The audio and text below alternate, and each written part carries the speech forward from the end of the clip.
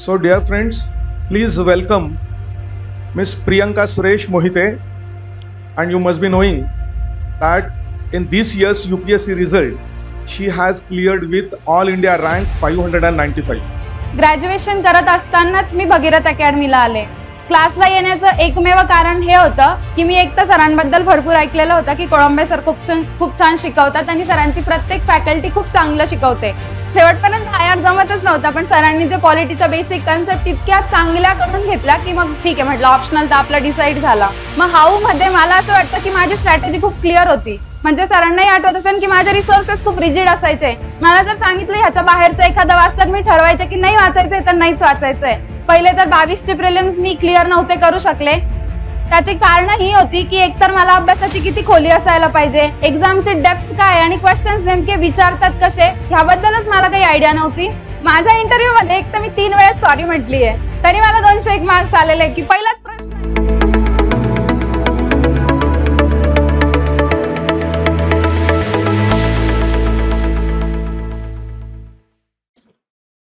So, dear friends, please welcome Miss Priyanka Suresh Mohite. And you must be knowing that in this year's UPSC result, she has cleared with All India rank 595. She joined our UPSC Foundation batch in 1999-20, and I think she was just in second year of her graduation at that time. Thereafter, she did her master's as well from Pune University in political science. She has studied in Navodaya Vidyalaya of district Nashik, and I must say that since beginning she had that spark. Whenever I used to talk to her, then I used to understand that no, she has instead of having quite good marks in 10th, she opted for after doing science, I think, right? After doing science, 12 science, then she opted for arts subjects or arts graduation just to appear for this examination.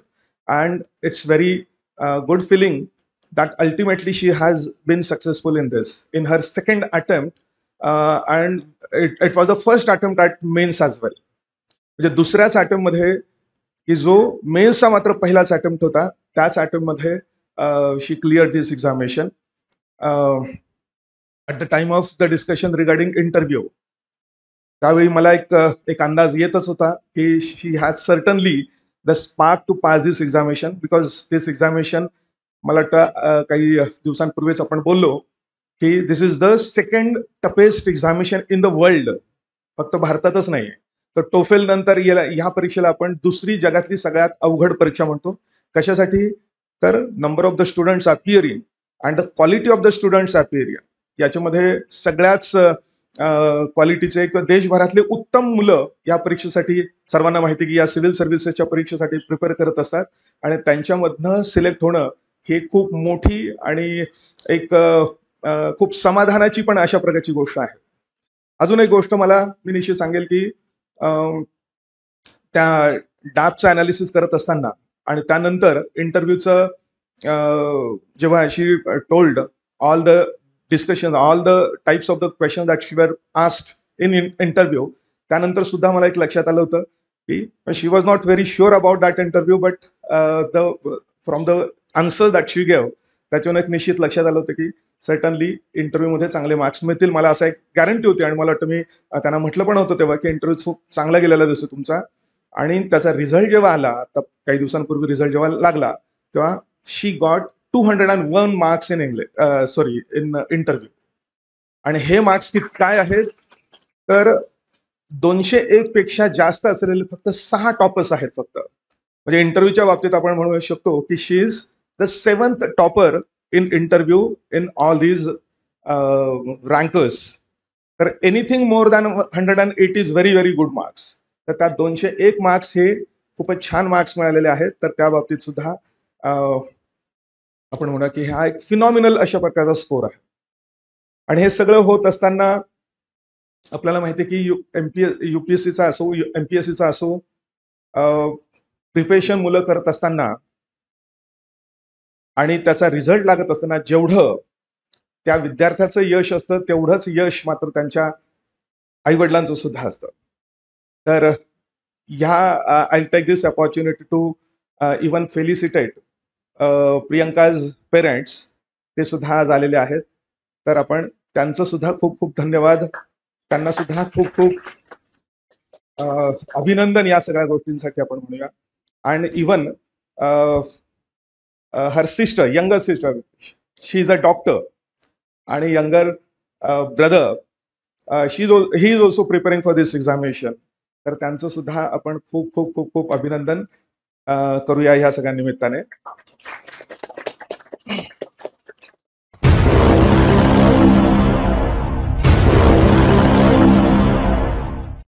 येतोय आवाज? So hello everyone, माय self Priyanka Suresh Mohite. आणि जसं सरांनी introduction मध्ये सांगितलं की recently I have cleared UPSC civil services examination with all India rank 595. आणि मी इथेच ह्याच वर्गांमध्ये बसून शिकली, त्यामुळे मला again back to the basics झाल्यासारखं वाटतंय की इथेच बसून मी सगळं बेसिक लर्निंग घेतलं. माझं जसं सरांनी इंट्रोडक्शन मध्ये सांगितलं तसं माझं जे पहिले तर मी माझं बेसिक इंट्रोडक्शन करून देईल की मी प्रॉपर येवला तालुक्याची आहे, नाशिक जिल्ह्यामधली. आणि माझे जे वडील आहेत ते शिक्षक आहेत. येवल्यामध्येच माझी आई हाऊसवाईफ आहे. मला एक मोठा भाऊ आहे आणि एक मोठी बहीण सुद्धा आहे. माझं जे बेसिक स्कूलिंग झालं ते येवल्यातच झालं. आणि त्यानंतर 5वीत असताना मी जवाहर नवोदय विद्यालय एक्झाम जी असते आपली, तर ती क्लिअर केली होती. आणि मग 6 to 12 मी नवोदय मधून शिकले. 12th science CBSE 84%. आणि मग अचानक तो जुनून की मलाही UPSC करायचंय, तर तो जुनून डोक्यात घेऊन मग मी घरच्यांच्या मागे तगादा लावला, मला आर्ट्स फॅकल्टीला जायचंय म्हणून. तर मग अर्थात स्टार्टिंगला थोडा रेजिस्टन्स होता फॅमिलीकडून असेल, सोसायटी प्रेशर भरपूर होतं की पप्पांना म्हणलं काय तुम्ही शिक्षक असून पोरांना आर्ट्सला पाठवताय, दुसऱ्यांच्या पोरांना तर भरपूर सांगता सायन्सला जा म्हणून, स्वतःच्या मुलीला का आर्ट्सला पाठवताय. तर तो काइंड ऑफ रेजिस्टन्स होता. पण my school principal introduced me to this field. आणि मग त्यामुळे मग त्यांना कन्व्हिन्स केलं की तिला आर्ट्सला जायचंय तर जाऊ देत. मग मी फायनली कसं कन्व्हिन्स करून आणि आपलं शेजारचंच SP कॉलेज जे आहे, सर परशुराम भाऊ महाविद्यालय, तिथे मी ऍडमिशन घेतलं. ग्रॅज्युएशन करत असतानाच मी भगीरथ अकॅडमीला आले. क्लासला येण्याचं एकमेव कारण हे होतं की मी एक तर सरांबद्दल भरपूर ऐकलेलं होतं की कोळंबे सर खूप छान शिकवतात आणि सरांची प्रत्येक फॅकल्टी खूप चांगलं शिकवते. पण सेकंड रिझन जे मला खूप आवडलं की आपल्याकडे वर्षातून एकच UPSC ची बॅच निघते, त्यामुळे खूप फापट पसारा नाही होत, खूप गर्दी नाही होत. त्यामुळे जर एकच एक बॅच असेल तर पर्सनल अटेन्शन खूप चांगलं दिलं जातं. ह्याबद्दल मला माझे एक रिलेटिव्ह आहे की ज्यांनी खूप हायलाईट करून सांगितलं होतं की जर वर्षाला 2-2, 3-3 बॅचेस निघत असतील तर होतं असं की एका बॅचला एखादी बॅच असते की ती दुर्लक्षित होऊ शकते. पण UPSC मध्ये आम्ही फक्त तेवढे सिलेक्टेड कॅन्डिडेट्स होतो, 40-50 लोक, की आमच्यावर अगदी असं पर्सनल अटेन्शन दिलं जाईल. ह्या एकमेव भावनेने मी UPSCच्या क्षेत्रात प्रवेश करत असताना भगीरथ अकॅडमी चूज केली. मग ज्यावेळेस मी इथे आले ना तर मला खूप आवडलं की म्हणजे एकतर आमचा बॅच छोटी होती आणि त्यात आम्हाला जेवढी कुठली फॅकल्टी मिळाली ना ती प्रत्येक फॅकल्टी खूप चांगलं शिकवत होती. मग माझा असा इथला जर्नी सुरू झाला. सेकंड इयरला असताना म्हणजे 2019-20 ची जी बॅच होती ती मी जॉईन केली.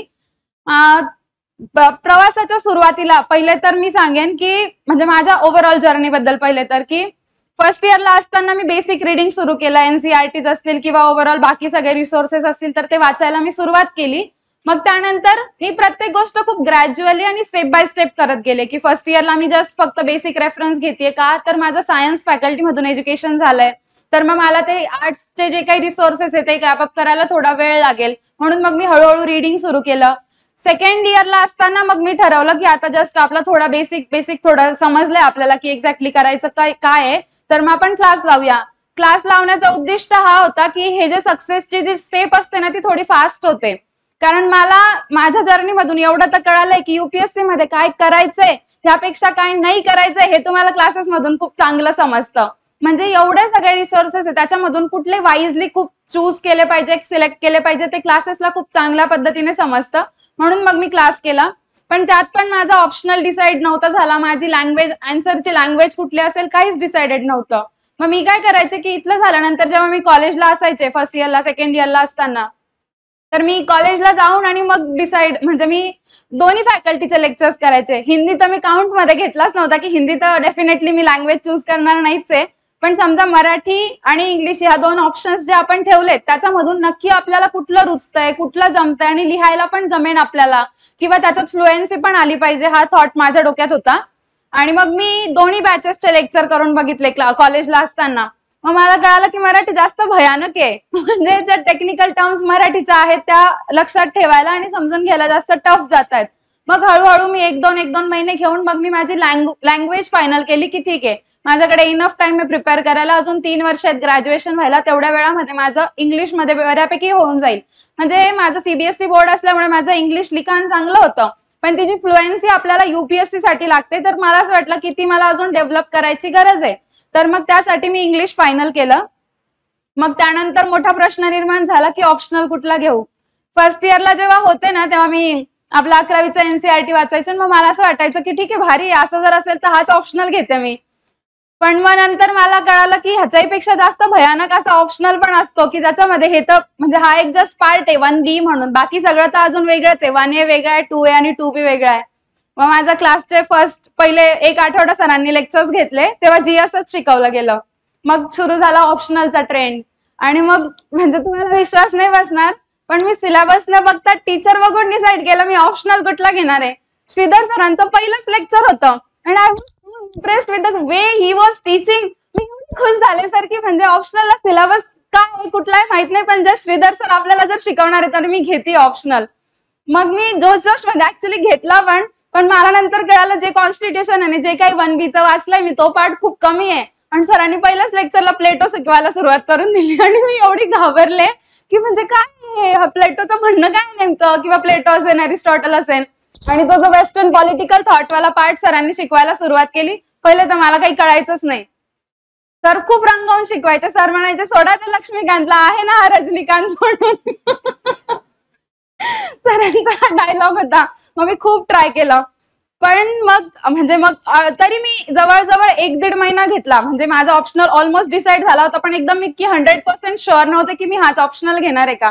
पण मग मी फायनली डिसाईड करूनच घेतलं की ठीक आहे मला ऑप्शनल PSIRच घ्यायचंय, मला जमतोय. पण तोपर्यंत फक्त PSच शिकवलं होतं, IRचा तर विषयच नव्हता. आणि मग मला शेवटपर्यंत IR जमतच नव्हता. पण सरांनी जे पॉलिटीच्या बेसिक कन्सेप्ट इतक्या चांगल्या करून घेतल्या की मग ठीक आहे म्हटलं ऑप्शनल तर आपला डिसाईड झाला. मग मला इथे असताना काय जास्त आवडलं तर ते हे होतं की जीएसचं जे काही कोचिंग आपल्या इथे दिलं जायचं तर जीएसच्या त्या कोचिंग मध्ये एक कन्सेप्ट बारकाईने शिकवली जायची. म्हणजे मला अजून आठवतं की ऑप्शनल असेल जीएस असेल तर ते त्याच्यासाठी एवढं लिखाण आपल्याकडे म्हणजे खूप कमी क्लासेस आहेत की जे शिकवत असताना डिक्टेट करतात. आणि Bhagirath is one of them की जिथे माझ्या सगळ्या सब्जेक्टच्या रनिंग नोट्स तयार होत्या. म्हणजे जसं माझं सेकंड इयर संपलं आहे ऍट दॅट की माझ्याकडे सगळं कंपायलेशन आहे. इव्हन कोलेकर सर पण ज्यावेळेस हिस्ट्री शिकवायचे तर ती जी अख्खी क्रोनॉलॉजी ती सरांनी स्वतः बोर्डवर तर लिहायचेच पण आपल्याला पण ती व्यवस्थित नोट बनवायला लावायची. आणि मला सांगायला आवडेल की जी वर्ल्ड हिस्ट्रीची नोट मी आजही वापरते आणि इथून पुढेही वापरणार आहे ती सगळी कुठल्याही बुक मधली नाही, कम्प्लीट कॉपी पेस्ट आहे. सरांनी वर्ड टू वर्ड लिहून दिलंय आणि दॅट टू ऑनलाईन. म्हणजे वर्ल्ड हिस्ट्री थोडं डिले झालं होतं आपलं कोविडमुळे, मग ते ऑनलाईन शिकवण्यात आलं. तर ते ऑनलाईनची पण माझ्याकडे आजही ती तशी नोट माझ्याकडे तयार आहे. तर असा हा माझा भगीरथ मधला एक्सपिरियन्स होता. बाकी मग मी आता प्रिलिम्स, मेन्स आणि इंटरव्ह्यू असं UPSCच्या थोडं डिटेलमध्ये सांगेन. की पहिले तर जर तुम्ही इथे बसले तर तुम्हाला हे क्लिअर पाहिजे की why you are preparing for civil services. तुमचा वाय खूप क्लिअर असला पाहिजे. म्हणजे माझ्या समोर एक खूप साधी गोष्ट होती की माझ्या स्कूल प्रिन्सिपलने मला सांगितलंय की तुझ्यात ह्या क्वालिटीज आहेत ज्याला तू बेटर इम्प्रूव्ह केलं तर तू सिव्हिल सर्व्हिसेस मध्ये बेटर करिअर करू शकते. मग मी त्या क्वालिटीज लिहून ठेवलेल्या होत्या आणि मग मला कळलं की ह्या क्वालिटीजला चॅनलाइज करायचा बेटर मीडियम म्हणून आपण सिव्हिल सर्व्हिसेस कडे बघतोय. मग माझा असा वाय सिव्हिल सर्व्हिसेस होता. तसा तुमचाही वाय सिव्हिल सर्व्हिसेस खूप क्लिअर असला पाहिजे तरच तुम्ही या क्लासमध्ये बसायला पाहिजे. म्हणजे जर तुम्ही तो अजून त्या गोष्टीवर विचार केलेला नसेल की नेमका आपण अभ्यास करतो कशासाठी आहे तर त्यावर विचार व्हायला हवा. मग त्यानंतर तुम्ही अभ्यासाचा जर का तुमचा व्हाय क्लिअर झाला तर then you can think about how. मग हाऊ मध्ये मला असं वाटतं की माझी स्ट्रॅटेजी खूप क्लिअर होती. म्हणजे सरांनाही आठवत असेल की माझे रिसोर्सेस खूप रिजिड असायचे. मला जर सांगितलं ह्याच्या बाहेरचं एखादं वाचलं मी ठरवायचं की नाही वाचायचंय तर नाहीच वाचायचंय. मग प्रिलिम्सचं असेल तर प्रिलिम्सच्या बाबतीत माझं एक फिक्स रिसोर्स बेस होता की ह्या बुक्सच्या बाहेर तर मी जाणारच नाहीये. प्रत्येक सब्जेक्टला ती रिजिड रिसोर्सेसची लिस्ट मी फॉलो केली होती. माझा जो ह्या वर्षीचा प्रिलिम्सचा एक्सपिरियन्स होता म्हणजे पहिले तर 22चे प्रिलिम्स मी क्लिअर नव्हते करू शकले. त्याची कारण ही होती की एकतर मला अभ्यासाची किती खोली असायला पाहिजे, एक्झामची डेप्थ काय आणि क्वेश्चन्स नेमके विचारतात कसे ह्याबद्दलच मला काही आयडिया नव्हती. आणि त्याचं एकमेव रिझन हे होतं की मी पीवायक्यू अनालिसिस केलेलंच नव्हतं. म्हणजे पीवायक्यूज मी जस्ट वाचले होते पण त्याचं अनालिसिस काहीतरी पार्ट असतो हा माझ्या अनालिसिस मधून राहून गेलेला होता. म्हणून माझी पहिली प्रिलिम्स क्लिअर झाली नाही. पण सेकंड टाइम मला सरांनी सांगूनच ठेवलं होतं प्री मेन्स इंटरव्ह्यू प्रोसेस मधून आउट ह्या मायाजाळमध्ये अडकायचं नाही. मग ते मी माझ्या बाबतीतही खूप क्लिअर ठेवलं होतं. मग सेकंड प्रिलिम्स जेव्हा आली म्हणजे आय स्टील रिमेंबर की आम्ही नाशिकमध्ये होतो, माझं सेंटर नाशिक होतं आणि पेपरला गेलो तर मी खूप जोशमध्ये होते की ह्या वर्षी तर आपल्याला प्रिलिम्स काढायचीच आहे, ह्या वर्षी तर आपण खूप सगळंच केलंय, पीवायक्यू पण केलेत, रिसोर्सेसची रिव्हिजन पण भरपूर झाली, वाचन सगळं झालंय, काही टेन्शन नाही, आपण टेस्ट सिरीज पण लावली आहे. तर मग मला असं वाटलं की काही नाही यावेळेस. पण ज्यावेळेस आम्ही पेपरला गेलो जवळजवळ पहिले 50 प्रश्न मी सोडवले असतील आणि पहिले 50 प्रश्नांनंतर ना माइंड असं सॅच्युरेट झालं की काय प्रश्न काढलेत हे सारखे, ओनली 1 पेअर, ओनली 2 पेअर्स, जर मी बोर होऊन गेले. मग मी विचार केला की ठीक आहे आपण थोडे पुढचे क्वेश्चन्स बघूयात की काही इंटरेस्टिंग येत आहे का. मग मी थोडासा पेपर चाळून बघितला तर त्याच्यात पुढेही तेच होतं. मला असं वाटलं की आपण पुढच्या वर्षी येऊ. या वर्षी तर काही शक्य नाहीये म्हणून मग मी 2 मिनिट ब्रेक घेतला, थोडं पाणी वगैरे पिलं आणि मग मी मनाला समजवलं की जर आपल्याला येत नाहीये, जर हा पॅटर्न आपल्यासाठी सरप्राइझिंग आहे, जर आपल्याला येत नाहीये, आपण होणार नाहीये तर कोणीच होणार नाहीये. कारण की तो सिच्युएशनच अशी आहे की ती सरप्राइझिंग आहे, तर ती प्रत्येकासाठी, not just for me but for everyone. मग मी इकडे तिकडे बघितलं तर लोक अक्षरशः 2 तास संपायची वाट बघत होते पेपरला. मग मी त्याच्यातून बूस्ट झाले की चला ह्या क्लास मधले निम्म्यापेक्षा जास्त लोकांनी ऑलरेडी आशा सोडली, तर माझं जास्त आशा वाढून गेल्या, आशा पल्लवित झाल्या एकदम की चला निम्मी कॉम्पिटिशन संपलीये. मग मी स्वतःला असं बूस्ट केलं, स्वतःला समजवलं की ठीक आहे आपण इथे जर अजून 50 क्वेश्चन सर्व्हाइव्ह केले कदाचित आपण ह्याच्यातून सेल थ्रू करू शकतो. म्हणून मग मी पुढचे 50 क्वेश्चन एवढ्या जोश मध्ये सोडवले की ज्यावेळेस रिझल्ट बघितला तेव्हा मला असं वाटतं की पहिला 50 पेक्षा सेकंड हाफ जो आहे ना त्याची अॅक्युरेसी जास्त आलेली आहे, कारण मी तो त्या कॉन्फिडन्सवर सोडवलेला आहे. तर त्यासाठी मी सांगेन की तो जो मधला 2 मिनिटाचा काळ होता जो मी स्वतःसाठी दिला होता तो माझ्यासाठी जास्त चांगला ठरला. बरेच लोक असे होते की ज्यांनी त्या 50 क्वेश्चन्स नंतर ब्रेक घेतला पण त्यांनी स्वतःला हेच सांगितलं की आपण ह्या वर्षी नाही होणार आहे, आपण पुढच्या वर्षी येऊ. तर ते जे स्वतःला मोटिवेट करणं असतं ना ते ह्या प्रोसेसमध्ये खूप गरजेचं असतं, because there are so many ups and downs in this process. मग त्याच्यात जर टिकून राहायचं असेल तर इनर मोटिवेशन खूप लागतं. मग दिस इज हाऊ मी प्रिलिम्सचं केलं. प्रिलिम्ससाठी स्पेसिफिक स्ट्रॅटेजी सच नाही काही, पण एक गोष्ट मी सांगेन की पेपरचं अनालिसिस खूप झालं पाहिजे. एक तर पीवायक्यूज तुमचे मी तर म्हणेन पाठच झालेले असले पाहिजे. प्रत्येक टीचरने इथे शिकवत असताना सांगितलं होतं पीवायक्यूज करा, सिलेबस पाठ करा, पण सुरुवातीला आपण ते तितकं सिरियसली घेत नाही. पण मला असं वाटतं की ती गोष्ट होती जी माझ्या पहिल्या अटेम्प्टला हॅम्पर झाली. म्हणून मी तुम्हाला पण सांगेन की पीवायक्यूजचं अनालिसिस खूप चांगलं झालं पाहिजे. आणि सेकंड गोष्ट की तुम्हाला एक चांगली टेस्ट सिरीजही मिळायला पाहिजे. चांगली इन द सेन्स की टेस्ट कुठलीही असो, पेपर कुठलाही असो, त्याचं अनालिसिस खूप बारीक झालं पाहिजे. पण मग मी ते जे पेपर मधले क्वेश्चन्स चुकायचे त्यांचं अनालिसिस एवढं बारीक करायचे की एखादी गोष्ट चुकली आहे तर चुकलीच कशी काय. तर मग ती एक तर कन्सेप्च्युअल असेल तर लगेच ती कन्सेप्च्युअल क्लॅरिटी करून घ्यायची आपण रिसोर्सेस मधून, रेफरन्सेस मधून. आणि जर समजा एखादा फॅक्च्युअल गोष्ट आहे की जी आपण इग्नोरही करू शकतो तर दॅट इज ओके. पण एखादी गोष्ट जर चांगली झाली तर त्यासाठी मी स्वतःला अप्रिशिएट पण करायचं की वा यार ह्या टेस्ट सिरीज मध्ये हे आन्सर कोणालाच आलेलं नाहीये पण आपलं बरोबर आलंय. तर असं अप्रिसिएशन आणि सगळं थोडं स्वतःला रागवणं, थोडं पनिश करणं ह्या गोष्टी ह्या स्टेजमध्ये खूप गरजेच्या असतात, खास करून प्रिलिम्स मध्ये.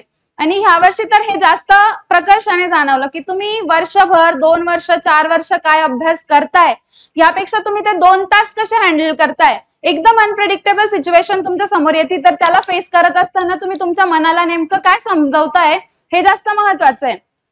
हे एवढं डिटेलमध्ये सांगण्याचं कारण हेच आहे की आता महिन्याभरावर साधारण प्रिलिम्स झालेली आहे. तर बरेच लोक असतील की जे अपियर होणार असतील तर त्यांच्या डोक्यात हेच प्रेशर असेल की रिसोर्सेस वाचायचे राहिले, बरेचसा सिलेबस कव्हर व्हायचा बाकी आहे किंवा टेस्ट सिरीजच सोडवल्या नाहीये. तर हे सगळ्या प्रश्नांना मागे सोडून द्या. किती म्हणजे माझ्या बाबतीत होतं की माझा एक तर सिलेबस कधीच कव्हर व्हायचा नाही, पण मी एक क्लिअर होते की समजा मी 80% सिलेबस जर वाचलाय ना तर मला माहित असायचं की 80% मी एकदम परफेक्ट केलेला आहे. परफेक्ट म्हणजे असा की कसंही फिरवून विचारू देत मला माहितीये की त्याच्यावर मी आय कॅन हँडल. पण जे 20% असायचे त्याच्याबद्दल मी स्वतःच्या मनाला सांगायचे की मी नाही वाचलाय ना याच्यावर प्रश्नच येणार नाहीये म्हणून.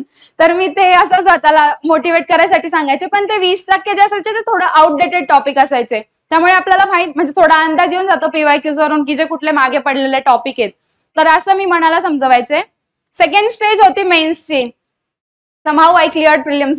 प्रिलिम्स मध्ये मेन हडल होता सीसॅट. बऱ्याच लोकांसाठी असेल सीसॅट, माझ्याही होता. म्हणजे माझं स्वॉट अनालिसिस खूप क्लिअर होतं की मला पॅसेज मध्ये किती फिरवून विचारू दे माझे सगळे बरोबर येतील आणि मॅथ्स मध्ये किती सोपं विचारू दे माझे सगळे चुकतील म्हणून. तर माझं स्ट्रेंथ आणि विकनेस खूप क्लिअर होती त्या बाबतीत. म्हणून मग मी ठरवलं की पॅसेजला कॉम्प्रोमाइज करायचं नाही. आणि मला ह्यावर्षी मी तुम्हाला म्हटलं पण होतं की मला सीसॅटचं जरा टेन्शन आहे निघेल का नाही, पण ह्यावेळेस 80 स्कोर आलेला आहे. तर त्याचा एकमेव खूप अवघड. येस, पण मला असं वाटलं की थोडा टफ गेलेला आपल्याला निघतो का नाही सीसॅट. पण सीसॅटला ह्या वर्षी पण सगळे पॅसेज बरोबर आले. म्हणजे ज्यावेळेस पहिली प्रिलिम्स झाली तर पहिल्या प्रिलिम्सला मला जीएसला फक्त 58च मार्क्स आले होते आणि त्याची कारणं तर मी ऑफकोर्स तुम्हाला सांगितलीच. पण सीसॅट त्या वर्षी पण क्लिअर झाला होता. त्या वर्षी 78 मार्क्स होते. त्या कॉन्फिडन्सवरच मी होते की वर्षभर आपण म्हणजे मागच्या वर्षी एक तर आपला सीसॅट निघालाय म्हणजे ह्या वर्षी पण तो निघेल आणि मागच्या वर्षभरापासून आपण जीएस करतोय मग तो तर इम्प्रूव्ह व्हायलाच पाहिजे. तर त्या कॉन्फिडन्सवर मी ही प्रिलिम्स दिली होती आणि ती म्हणजे मी क्लिअर पण करू शकले. त्यानंतर मेन्स जो होता, तर मेन्सच्या बाबतीत मी एक सांगेन की मेन्सला मला काय वाटतं जास्त महत्वाचं आहे. तर एक तर तुम्ही हे जे प्रिलिम्सचे रिसोर्सेस वाचतायत, ज्या काही नोट्स तुम्ही वाचताय त्या तुम्हाला परत मेन्सला वाचायला मिळतच नाहीत. कारण 3 महिन्याचा काळ एवढा छोटा असतो. त्याच्यात तुम्हाला एसे करायचा आहे, इथिक्स करायचा आहे, ऑप्शनल पण करायचं आणि हे 3 जीएस पण करायचे आहेत. तर तो खूप वास्ट सिलेबस होऊन जातो. रिपीट रिडिंग त्याचं होतच नाही.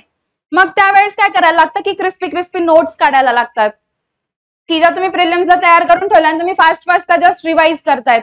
माझं झालं असं होतं की मी इथे जेव्हा क्लासला असायचे ना तर मी फक्त लिहतच राहायचे. म्हणजे टीचर शिकवत राहायचे मी असं खाली तर बघायचंच नाही, वर बघूनच मी फक्त लिहतच राहायचे. माझ्याकडे अजून पण त्या सगळ्या नोट्स आहेत. तर त्या नोट्स आपल्याला एवढ्या हेल्पफुल होतात ना, कारण आपण त्यावेळेस क्लासमध्ये 100% दिलेलं राहतं.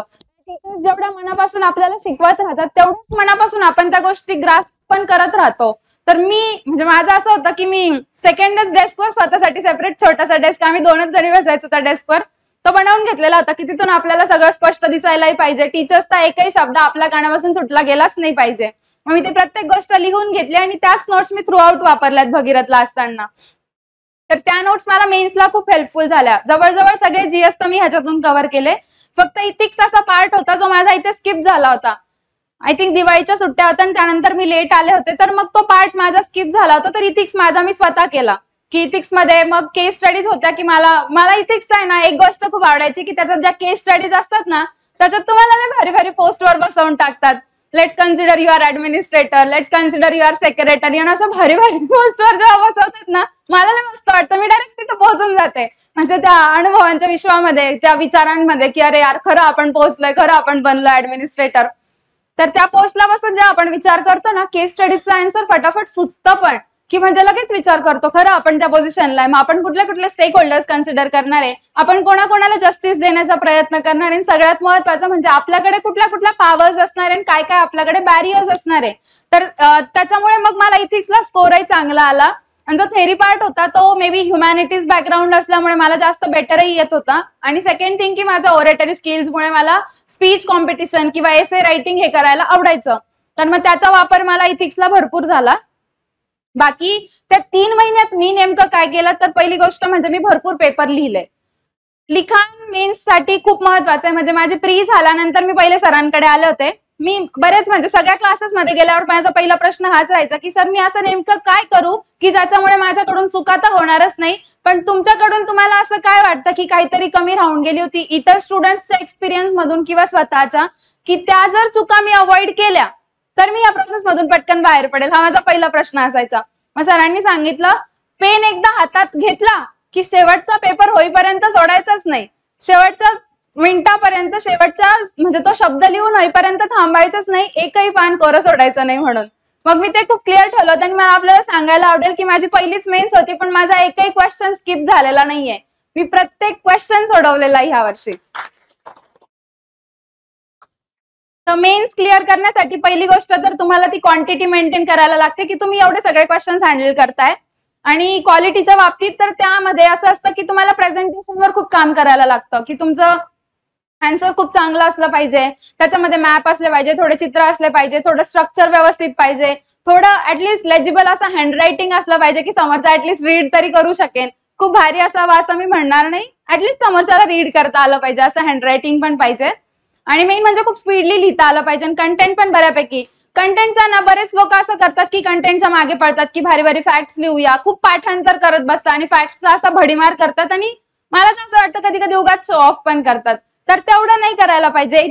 मेन्स हा असा प्लॅटफॉर्म आहे की जिथे तुमच्या विचारांना खूप वाव आहे. तुम्ही तुमची थॉट प्रोसेस त्याच्यामधून एक्सप्लेन करणं जास्त गरजेचं वाटतं. म्हणजे मला हे जास्त प्रकर्षाने जाणवलं. तर अशा पद्धतीने मी मेन्स हँडल केली होती आणि मेन्स मध्ये जो मेन चॅलेंज होता तो होता ऑप्शनल. कारण झालं असं होतं की म्हणजे जसं श्रीधर सरांनी सगळ्या नोट्स बनवून दिलेल्या होत्या, एकदम डिक्टेशन रोजच्या रोज. आणि सरांच्या बाबतीत एक गोष्ट जी मला अजून सांगावीशी वाटते की मी फर्स्ट बेंचवरच ऑप्शनलच्या लेक्चरला तर मी फर्स्ट बेंचवरच बसायचे आणि त्यांचं फेस रिडिंग एवढं शार्प होतं ना की समजा त्यांना कळालं की समोरच्याला झोप येते तर डायरेक्ट टॉपिक चेंज करायचे. म्हणजे असा एकमेव मनुष्य आहे की जर समोरच्याला कळतंय की मुलं बोर होत आहे, आजचा टॉपिक जरा त्यांना जड जातोय, तर ते दुसरा टॉपिक शिकवतील किंवा कधी कधी ब्रेकही देऊन द्यायचे. त्याच्यामुळे व्हायचं असं की आपल्यावर जबाबदारी वाढवायची की यार आपल्याला समजावं, आपल्याला कठीण जाऊ नये म्हणून यांनी टॉपिक चेंज केलाय, तर आपण आपल्या झोपेला अवॉइड करू. इनफॅक्ट जेव्हा कोलेकर सरांनी पण मला मेन्सच्या वेळेस भेटला, मी सरांना भेटले, कोलेकर सर पण तेच म्हणे तू तीच आहे ना जी पहिल्या बेंचवर बसून झोपायची. व्हायचं असं की सकाळी अर्ली मॉर्निंग असायचं ना तर मग मला कधी कधी एक तर हिस्ट्री मला फार जड पण जातं.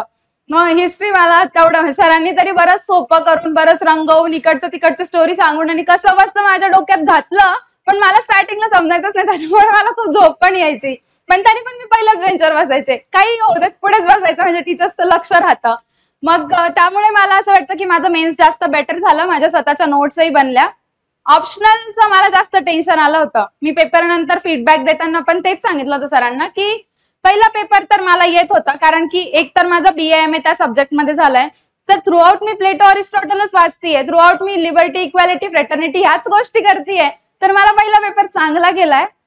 पण म्हणजे असं आतापर्यंत कोणीच झालं नसेल की एक तर श्रीधर सरांच्या जोरावर पहिली गोष्ट जी मी केली की मी कुठलंच रेफरन्स वाचलेलं नव्हतं. एकही ऑप्शनल माझ्याकडे बऱ्याच जणांचा, आपला जर PSIR असेल तर आपल्याला माहित असेल लोक ओपी गॉबा वाचतात, अँड्र्यू हेवूड वाचतात आणि काय काय काय, म्हणजे मला ह्या दोनपेक्षा जास्त रिसोर्सेसची लिस्ट सुद्धा माहित नाहीये. मी रेफरही केलेली नव्हती, माझ्याकडे फक्त स्वतःच्या सरांनी लिहून दिलेल्या नोट्स होत्या आणि आजही नाहीयेत. तर मग त्या बेसिसवर एक तर मी पेपरला फेस करणार होते, तर मला थोडं वाटत होतं की हे काहीतरी कमी पडू शकतं, पण मी ठीक आहे म्हटलं आहे ते आपण त्याचा ऑप्टिमम युटिलाइज करू म्हणून मी पहिला पेपर तर हँडल केला. पण सेकंड पेपरचं मला भयानक टेन्शन आलं होतं. त्याचं कारण हे होतं की मी मेन्सला बसलीये पण त्याच्या आधी IR एकही पेपर मी सोडवलेलाच नव्हता. म्हणजे मी एकतर 3 महिन्यांच्या गॅपमध्ये ऑप्शनलचे 3 पेपर सोडवले आणि एक 2 क्वेश्चन्स मी श्रीधर सरांना पाठवायचे की ते क्वेश्चन वाईज मला सांगायचे की ह्याच्या त्या चुका होत आहे. आणि एकही पेपर मी IRचा सोडवला नव्हता, त्याच्यामुळे मला असं वाटत होतं की ह्या वर्षी तर आपलं काही मेन्स होणार नाही कारण आपण IR केलेलंच नाहीये, केलंय पण लिहिलेलं नाहीये. मग मला असं टेन्शन आलं होतं. पण मला आपल्याला पुन्हा तेच सांगायला आवडेल की पहिला पेपर जो होता त्याला मला 130 स्कोर आला, दुसरा पेपर एकदम अनएक्सपेक्टेड त्याला 133 स्कोर आलाय.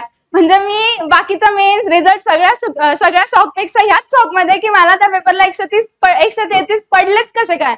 तर त्याचं कारण ज्यावेळेस मी त्यावर विचार केला तर मला असं कळालं की IRचा जो पेपर आहे त्याच्यामध्ये एक तर तुम्ही स्वतःला एकदम डिप्लोमॅट म्हणून कन्सिडर करायचं असतं. मला ते फारच आवडतं. म्हणजे मला इथिक्सचा केस स्टडीज पण त्यामुळे आवडतात आणि IRचा पेपर पण त्याच्यामुळे की तिथे तुम्ही स्वतःला डिप्लोमॅट कन्सिडर करताय आणि भारी भारी ऍडवाइस देताय. UAE सोबत एस्टॅब्लिश करायचे चांगले रिलेशन, तर हे करा ते करा ते करा, पाकिस्तानला कसं कंट्रोल करा, चायनाच्या बाबतीत काय काय स्टेप्स घ्यायच्या, असे क्वेश्चन्स होते. तर त्याच्यात मी खूप नॅचरल, खूप जेन्युइन आणि खूप रॉ असं अंडरस्टँडिंग जे माझं स्वतःचं होतं ते मी त्या पेपरमध्ये रिफ्लेक्ट केलं होतं. तिथे मला काहीच माहित नव्हतं की श्री राजा मोहनला काय म्हणायचं ह्या कंट्रीच्या कंटेक्स्टमध्ये किंवा हर्षपंत काय सांगता ह्या कंटेक्स्टमध्ये किंवा इनफॅक्ट स्वतः S जयशंकरचं काय म्हणणं ह्या कंट्रीच्या बाबतीत मला माहितीच नाहीये. मी डायरेक्ट लिहिते की UPSCने मला पेपर दिला, बाई तुझं म्हणणं लिहि, मी स्वतःचं म्हणणं लिहिलं म्हणून मला त्या पेपरला जास्त चांगले मार्क्स आले कारण त्याच्यात माझी ओन थॉट प्रोसेस मी जास्त रिफ्लेक्ट केली आणि त्याचा पाया आय थिंक क्लासेसमध्ये डेव्हलप झाला. बऱ्याच गोष्टी आपण ऐकत असतो आणि त्या सबकॉन्शियस माइंडमध्ये खूप चांगल्या प्रकारे सेव्ह होत असतात. आम्हाला IR भूषण सर शिकवायचे GSला, सर तर सांगायचेच की हे जे IRचे भांडणं म्हणजे शेजाऱ्यांचे भांडणं आहे. मग आम्हालाच विचारायचे समजा तुमचं आणि या शेजाऱ्याचं भांडण झालं तर तुम्ही काय कराल. तर ते जे केस स्टडीच्या माध्यमातून त्यांनी IR शिकवलं ना त्यामुळे मला ऑप्शनल खूप चांगला हँडल झाला असं मला वाटतं. तर असा माझा मेन्सचा जर्नी होता. त्यानंतर मी तुम्हाला तेच सांगेन की मेन्सच्या त्या गॅपमध्ये भरपूर पेपर सोडवले गेले पाहिजे, भरपूर, कारण इथे तुम्ही क्वेश्चन्सची डिमांड ऍड्रेस करताय का हे जास्त महत्वाचं ठरतं म्हणून. आणि मग त्यानंतर थर्ड पार्ट जो माझ्या लाईफचा आणि माझ्या पूर्ण जर्नी मधला माझा फेवरेट आहे तो म्हणजे इंटरव्ह्यूचा. इंटरव्ह्यू मी तुम्हाला डिरेक्ट नरेट करूनच सांगेन की नेमकं त्या दिवशी काय घडलं, कसं घडलं आणि कसं मी 201 पर्यंत पोहोचले. झालं असं होतं की एक तर माझा पहिलाच इंटरव्ह्यू होता. पहिले तर मी डॅफ भरायला इथे आले की ह्याच्यातलं नेमकं घेऊ काय. म्हणजे मी 2-3 क्लासेसमध्ये जिथे जिथे मी केलं, म्हणजे मी इथे क्लासला होते, प्रयासला असताना टेस्ट सिरीजला होते, तिकडे गेले आणि मग मी तिथे ना माझा पूर्ण जीवन प्रवास लिहून आणला की बालवाडीपासून आतापर्यंत मी काय काय केलंय. मग त्याच्यातलं नेमकं इथे काय टाकू, ह्याच्यात वर्डिंग काय काय असली पाहिजे, डॅफ भरताना माझं काय प्रायोरिटाईज करायला पाहिजे, इथपासून मला सरांनी गाईड केलं. सरांनी माझा डॅफ भरण्यासाठी मी जे टाकलंय की leading and managing group for various purposes, आणि डेलिबरेटली आम्ही ते असं डिलेमामध्ये ठेवतो की व्हेरियस पर्पज म्हणजे नेमके कुठले. इथपर्यंतचा सगळा प्रवास माझा इथे घडलाय. मग मी डॅफ भरला खूप चांगला. म्हणजे मला खूप लोकांनी असं सांगितलं होतं की वजनदार डॅफ आहे आणि फक्त डॅफ बघूनच तुला 170 मार्क्स पडतील आणि तिथून पुढे तू बोलायला सुरू करशील आणि मग हळूहळू तू 200 क्रॉस करायला पाहिजे. मग मला तसं सांगितलं होतं, तसं मी डॅफ भरला. इंटरव्ह्यूला गेले. अर्थात पहिला इंटरव्ह्यू आहे, प्रत्येकाला उत्सुकता असते, मलाही खूप होती. 11:30-12लाच मी तिथे जाऊन थांबले. 1 वाजता त्या लोकांनी आम्हाला एंटर केलं आणि एंटर केल्याच मला सिक्युरिटीवाल्यांनी सांगितलं की तुझा रोल नंबर बऱ्यापैकी खाली आहे, त्याच्यामुळे तुला खूप लास्टला जायला लागेल. घरच्यांना सांग 5 वाजेपर्यंत काय वाट बघू नका. माझा इंटरव्ह्यू ऍक्च्युली तसंच झालं. 1 वाजेपासून I was the first one two enter आणि 5:30 वाजेपर्यंत मी नुसती वाटच बघतीये की माझा आता म्हणजे होईल. 5:30 वाजता फायनली मला एक व्यक्ती आले आणि बोलले की Priyanka you will be the next one. मग मला जरा बरं वाटलं. पण ते जे मधले 4.5 तास होते तेव्हा एवढी जास्त एन्झायटी येऊन गेली, एवढं भयानक आणि प्रेशर असतं की म्हणजे आपल्या समोर असे सगळे ऑफिसर लोक बसले, ऑलरेडी पोस्ट होल्डर्स असतात बऱ्यापैकी आणि ते सगळे इंटरव्ह्यूजला फेस करणार असतात. तो जो 4.5 तासांचा काळ होता तो एकदम भयानक गेला माझ्यासाठी. एवढे वाईट विचार आले की यार म्हणजे हे नाही झालं तर मी काय करू. माझ्याकडे तर स्ट्रॉंग प्लॅन बी पण नाहीये, म्हणजे तसा होता माझ्याकडे पण तो तितका स्ट्रॉंग नव्हता. आणि मेन म्हणजे जर आपण हे सगळं करायचं म्हणून या क्षेत्रात उतरलो आणि ह्याच्यात नाही झालं तर काय करू. सुरुवातीला तर ह्या अपेक्षांच्या बॅगेज मध्ये मी खूप अडकून गेले, पण नंतर मी मनाला परत रिलॅक्स केलं, जसं मी प्रीला केलं होतं की ठीक आहे, मला खूप मेहनतीनंतर हा अर्धा तास मिळालाय, जे होईल ते होईल. मला इथे जाऊन फक्त गप्पा मारायच्या आहे, कारण माझ्या हॉबीज मध्ये पण मी चिट चॅटिंग टाकलेलं होतं की मला बोलायला आवडतं, मला गप्पा मारायला आवडतात. मग मी तसंच हॉबीमध्ये जे टाकलं होतं तर तसंच मी तिथल्या स्टाफ सोबत गप्पा मारल्या. त्यांची हिस्ट्री काढतीये मी, माझी हिस्ट्री काढता येते की कुठली आहे काय म्हणून. आणि मी असं करत करत ते 4.5 तास हँडल केले, मनाला समजवलं आणि मी पूर्ण इंटरव्ह्यूच्या झोन मधून बाहेर पडून गेले की जसं माझा याच इंटरव्ह्यू आहेच नाही, एवढा रिलॅक्स माइंडला मी बसून घेतला आणि त्यांच्याशी गप्पा मारत बसले. फायनली मग मला कॉल आला, मी गेले वर बघितलं तर तो मस्त तो ऑपरेशन थिएटरच्या बाहेरचा जसा रेड लाईट असतो ना, एक्झॅक्टली सेम, की बस पुढचा बकरा आपणच आहे म्हणून. टेन्शन आलं होतं ना मला की काय करून. मला दिनेश दासा सरांचा बोर्ड होता, मग मला एवढं कळालं होतं, म्हणजे मागे जुने ट्रान्स्क्रिप्टही वाचले होते की ते छोट्या मुलांना चांगलं कन्सेशन देतात. कन्सेशन म्हणजे वयावर प्रश्न विचारतात. म्हटलं चला आपले 5 मिनिटं तर फिक्स आहे की वयावर तर काहीतरी विचारणारच आहेत म्हणून, आणि मी ते चांगलं प्रिपेअरही करून गेले होते. मग मी विचार केला की ऑलरेडी 5:30 वाजले, सकाळी 9 वाजेपासून हे लोक वेट करतायत, तर मग आताही बोरच झाले असतील. मी हा विचारच करतेय आणि एंटरच करतेय. तेवढ्याच चेअरपर्सन माझं बॉडी लँग्वेज बघताय, मी कशी चालतीये, कशी बोलतीये, कशी म्हणजे माझी मुवमेंट होतीये, माझा नेक मुवमेंट काय, सगळं बारीक बघतायत सगळे लोक. आणि एंटर करताच म्हणजे मी अजून बसलेही नाहीये, एंटर करताच चेअरपर्सनने मला विचारलं की Priyanka you were waiting for so long, you might have bored. म्हटलं चला आपण तर नाही झालंय पण हे नक्कीच झालंय म्हणून यांच्याकडून हा शब्द आलाय म्हणून. मग मी डायरेक्ट कसं सांगू ना की हो मी पण बोर झालीये, तुम्ही मला एवढा बसवून ठेवला. म्हणून म्हटलं नो सर. अगेन स्माइलिंग की ठीक आहे यार काय करणार आहे आता, म्हणजे इथे थोडासा पार्ट असतोच की जिथे आपण काही गोष्टी आपल्या हातात नसतात, पण जे माझ्या हातात आहे मी बाहेर विचार करून ठेवला की मला अर्धा तास लावून धरायचंय त्या लोकांना, तर कितीही बोर होऊ देत. मग मी म्हटलं की no sir, I was little bit nervous, but the moment I entered, I saw you people were smiling and were very cheerful. मी जसं चेअरफुल म्हटलं त्या चेअरपर्सनच्या खुशीपेक्षा क्वेश्चन मार्क मला विचारतो, oh really we are cheerful. मग मी म्हणलं येस सर. आणि मग तुम्हाला बघून मलाही चेअरफुल वाटतं, मग खुश झाले तर मला येस प्रियंका सिट बसले मी मस्त छान. आणि मग मला पहिलाच प्रश्न विचारला जो मला आलाच नाही. मला वाटलं आता गेलं. माझ्या इंटरव्ह्यू मध्ये एक तर मी 3 वेळेस सॉरी म्हटलीये, तरी मला 201 मार्क्स आलेले की पहिलाच प्रश्न आहे. मला विचारलं are you aware about first amendment, मी थोडं सांगितलं. मग मला म्हणतात की can you elaborate on the current context about first amendment. आणि आय वॉज सो ब्लँक. म्हणजे एक तर ते हॉट सीट होतं यार, तिथून असं वाफ येत आहेत की, आणि ते 2 लोक एक्झॅक्ट माझ्या शेजारी आहेत, समोर 2 लोक बसले, चेअरपर्सन समोर आहेत. मी भयानक प्रेशर मध्ये. मग मला वाटलं की चला आता गेला आपला इंटरव्ह्यू. पण माझं तेव्हा खूप चांगलं होतं की मी स्वतःला लगेच फास्ट असं स्विच ऑन स्विच ऑफ करते की ठीक आहे, येते नाही येते तर नाही येते. मला मॉक मध्ये पण सांगून ठेवलेलं होतं की नो सुद्धा एक आन्सर असतं. किंवा कधी कधी ते लोक आपल्याला असं गुगली पण टाकतात की एखादी गोष्ट घडतच नाहीये, पण ते जस्ट आपल्याला म्हणतायत की घडली आणि तुम्ही काहीतरी सांगा. मग मी खूप स्पष्ट म्हटलं की सर, पहिले तर फर्स्ट अमेंडमेंट सांगितलं. मग सरांना म्हटलं की sir I am not able to recall exactly about first अमेंडमेंटचा करंट कंटेक्स्ट. मग ते थोडे नाराजही झाले असतील. मग ते मला म्हणतात की so you want me to change the area of question. मग मी त्यांना खूप पोलाइटली सांगितलं की yes sir, I would be obliged if you could do that. मी एवढं गोड बोलून सांगितलं ना, कधी एवढे क्वेश्चन केले. त्यांनी मला पुढचा प्रश्न पण भारी विचारला. मग मला म्हणतात की प्रियंका लेट्स कन्सिडर की नाही, त्यांनी मला असं विचारलं की recently we have changed IPC CrPC. परत मी घाबरले. ते जस्ट आयपीसी सीआरपीसी बोलल्यावर की मी ते केलेलंच नाहीये. म्हणजे केलंय, पण त्यांनी जर त्याच्यातलं बेसिक प्रोव्हिजन विचारलं तर मी काय करू. पण त्यांनी असा टर्न घेतला, ते शार्पली बाहेर पडून गेले की recently we have changed IPC CrPC. So on the parallel lines do you think we should draft entirely new constitution. मी अशी गार पडले की काय सांगू आता. म्हणजे मग मला अजूनही आठवतं की श्रीधर सरांनी आर्टिकल 368 एवढा बारीक सांगितला होता. त्या केशवानंद भारतीपासून सगळ्या केसेस अशा रटून घेतलेल्या होत्या का मला लगेच त्या मोमेंटला आठवलं की sir I don't think there's a need to draft entirely new constitution because we already have article 368 from where we can make necessary changes as per time and need. त्यांना वाटलं ठीक आहे आता पाठ केलेलं रटा बोलायला लागते. मला बोलले की नो प्रियंका, मला स्टँड चेंज करायला पुश करायला लागले. No Priyanka, we have long list of amendment to the constitution. मग मी पण त्यांना म्हटलं sir that long list is itself the evidence that we need to change with time and for this we should be thankful to visionary constitution makers. ते एवढे हसायला लागले सगळे लोक की ते स्पॉन्टेनियसली मला सुचलं. शेजारचा पर्सन जो होता म्हटलं स्मार्ट आन्सर. मग मला वाटलं की म्हणजे जसं इथे सांगितलं पण होतं, मला भूषण सरांनी इंटरव्ह्यूच्या आधी कॉल करून सांगितलं होतं की take every question in its own spirit. जर तुला पहिला क्वेश्चन नाही येते तर दॅट इज ओके, नाराज नको हो. पण जर तुला दुसरा क्वेश्चन खूप भारी आला तर हवेतही नको जाऊ. त्याच्यामुळे मी फक्त एवढंच म्हटलं की ठीक आहे, पहिल्या क्वेश्चनला जे काही आपण नाही म्हटलोय ते तर ऍटलिस्ट आपण कम्पेन्सेट केलंय. असं माझा इंटरव्ह्यू सुरू होता. मग त्या मॅमने मला रॅपिड फायर विचारला. ऑलरेडी मी बोलते फास्ट, ऑलरेडी मी खूप बोलते, चिट चॅटिंग माझा हॉबी, आणि त्याच्यावर त्यांनी मला रॅपिड फायर राऊंड विचारला. ते मला विचारतात की what is chit chatting, how it is different from gossip. मी सगळं पाठ करून गेलेलं. परत सांगत होते की मी ड्राफ्ट तर खूप भारी प्रिपेअर केलेला होता. म्हणजे मी प्रत्येक क्वेश्चन काढला होता.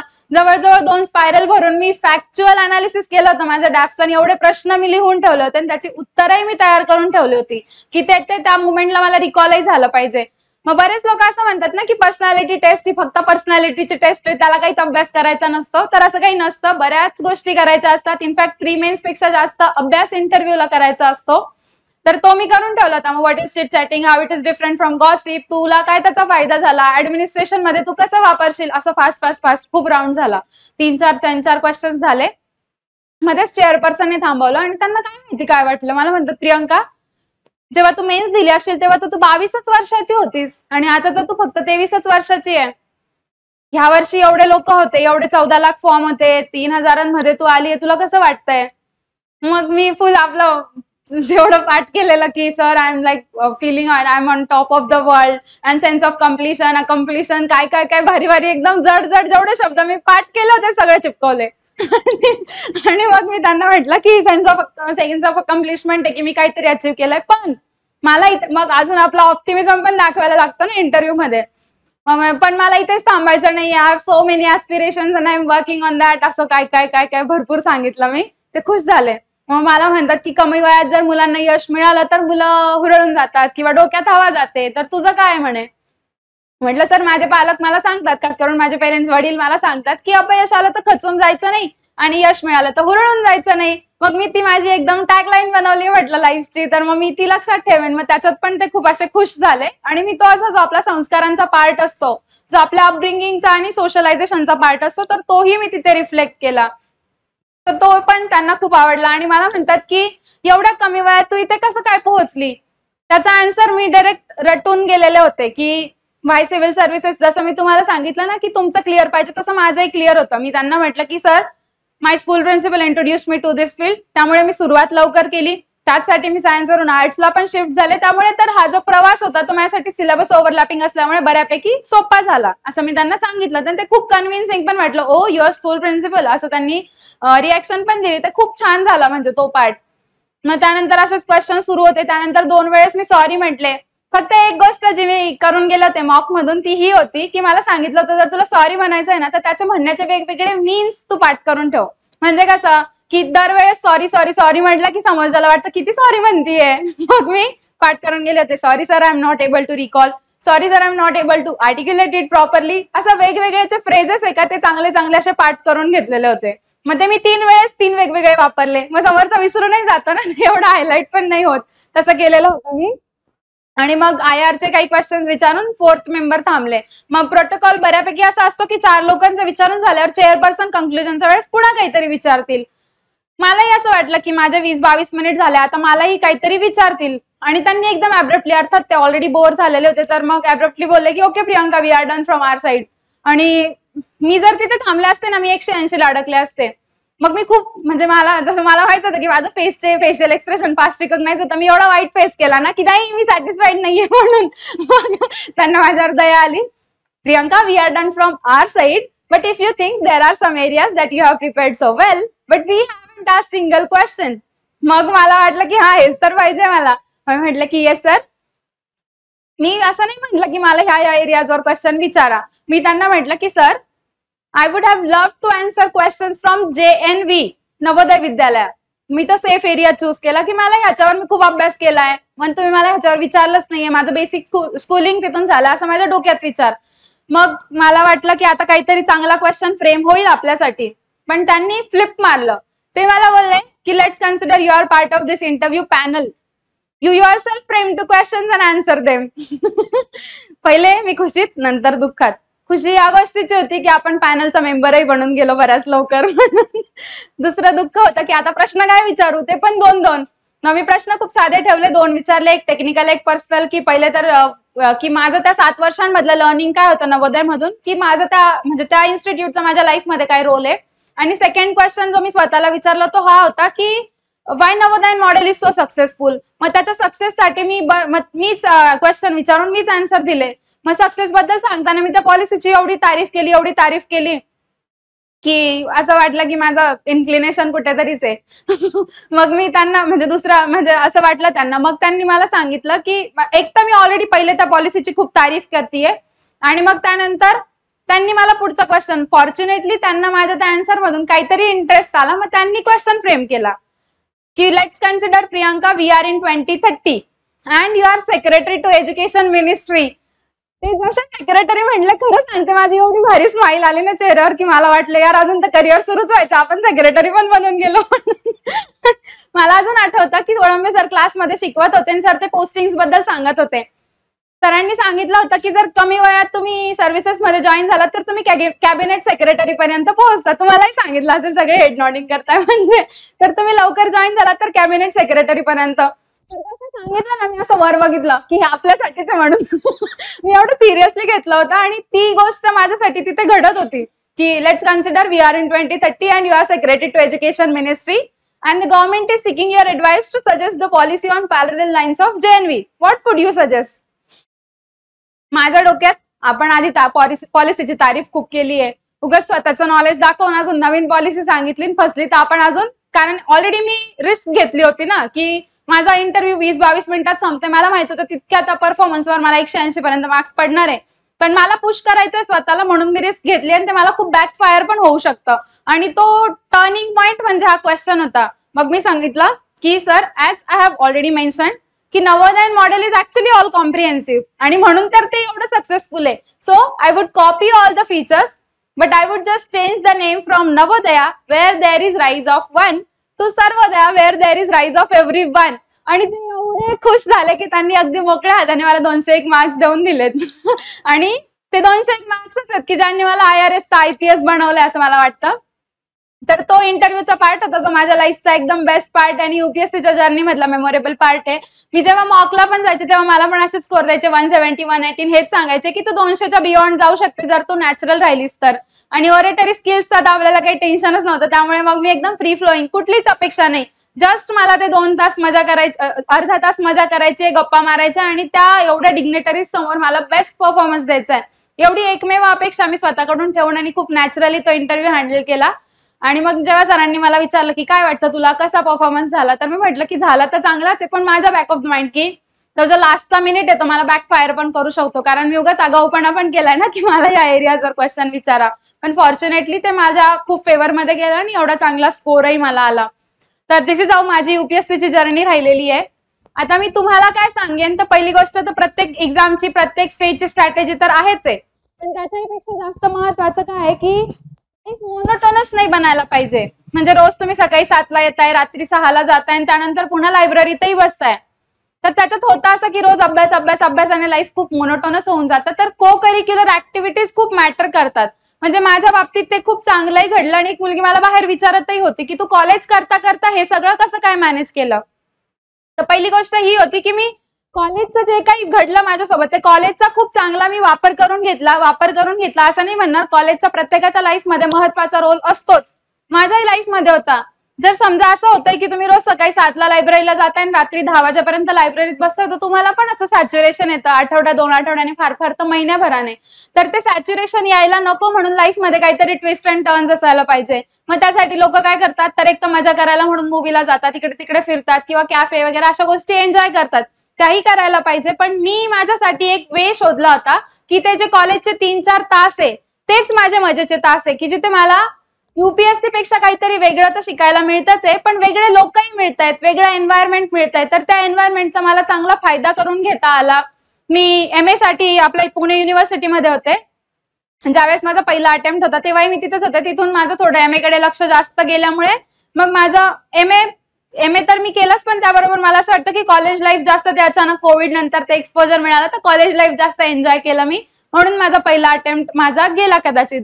पण मग त्याही बरोबर म्हणजे अभ्यास करत असताना त्या co curricular activities, freshers, farewell, Ambedkar Jayanti, कुठलाही इव्हेंट असो, फॅमिली फंक्शन्स असो किंवा छोटे छोटे कुठलेही कार्यक्रम असू देत, मी कुठल्याच कार्यक्रमाला नाही म्हणायचे. मी प्रत्येक फंक्शन अटेंड करायचे, फ्रेंड सोबत मजा पण करायचे आणि त्याचबरोबर अभ्यासही करायचे. म्हणजे माझं असं नव्हतं की 10 तास, 12 तास, 14 तास. आतापर्यंत एवढं सक्सेस मिळालं पण मी एकदाही 10 तासाच्या वर अभ्यास केलेला नाहीये, एकदाही नाही. माझा ऍव्हरेज 6 ते 7 तास असायचा, पण तो एवढा क्वालिटी असायचा की म्हणजे मी जर एकदा अभ्यासाला बसली आणि माझं जर का तंद्री लागली असं, अभ्यासाची तंद्रीच लागते, बसले ना आणि मग जर माझं कॉन्सन्ट्रेशनने बसली आहे, मला जर समोर मागून कोणी टॅप केलं, कोणी मला आवाज दिला तर मी असे डचकायचे.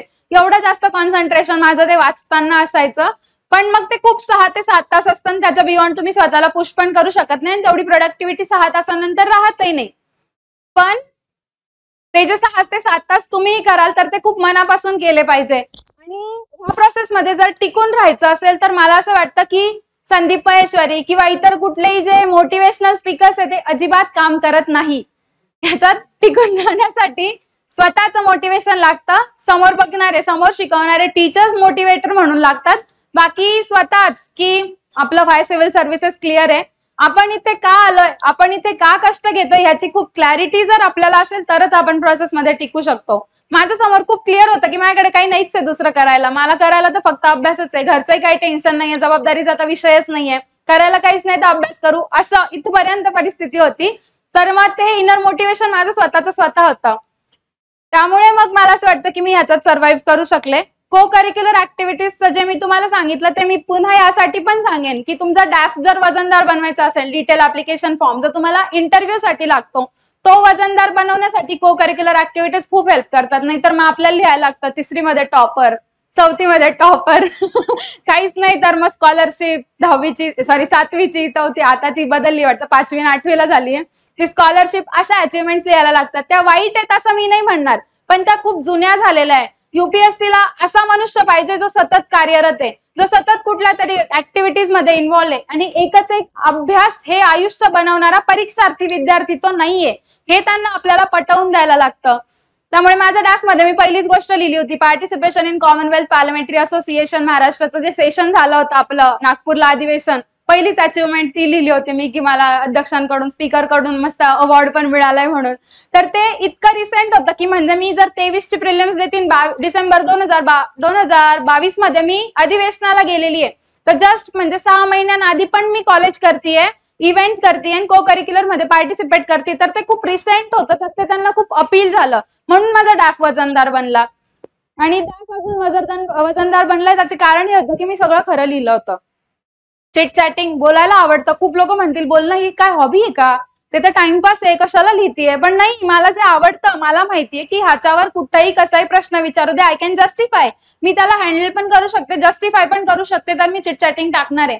किंवा मला डायरी रायटिंग ही माझी हॉबी होती, 2च हॉबी टाकल्या होत्या मी. तर डायरी रायटिंग आणि चिट चॅटिंग दोघही गोष्टी त्यांना खूप आवडल्या, अप्रिशिएटही केलं त्या लोकांनी. तर ती जी ऑनेस्टी, म्हणजे मॉकला पण मला एक तर सांगूनच ठेवलं होतं की उगाच ओढून ताणून उत्तर नाही द्यायचंय. एकच एक आपल्याला गोष्ट क्लिअर पाहिजे की आपण खूप प्रॅक्टिकल पर्सन असलं पाहिजे. सेकंड गोष्ट की आपण खूप ऑनेस्ट असायला पाहिजे, स्वतःच्या बाबतीतही आणि सराउंडिंगच्या बाबतीत. म्हणून मग मी इंटरव्ह्यू मध्ये 3 वेळेस सॉरी म्हणून पण एवढं बेटर परफॉर्म करू शकले. तर ते मी तुम्हाला सांगेन की अभ्यासासोबत असं एक दुसऱ्या गोष्टी पण घडायला पाहिजे, मजाही करायला पाहिजे. कारण please don't make it larger than life. म्हणजे युपीएससी आपलं आपण आयुष्य बनवून टाकतो, आयुष्यापेक्षा काहीतरी मोठं बनवून टाकतो आणि बऱ्याच गोष्टी सॅक्रिफाईस करून टाकतो. तर त्याच्यामध्ये होतं असं की आयुष्य जगायला नाही मिळत, तर ते आयुष्य जगलं गेलं पाहिजे, कॉलेज लाईफ एन्जॉय झाली पाहिजे, फॅमिलीला इनफ टाइम डिवोट केला पाहिजे. कारण तेच आहे जे आपल्याकडे फक्त आशा लावून जरी बसलेले असले ना, तर त्याच्यापेक्षा त्यांची अपेक्षा ही पण आहे की आपण त्यांना इनफ टाइम सुद्धा द्यायला पाहिजे.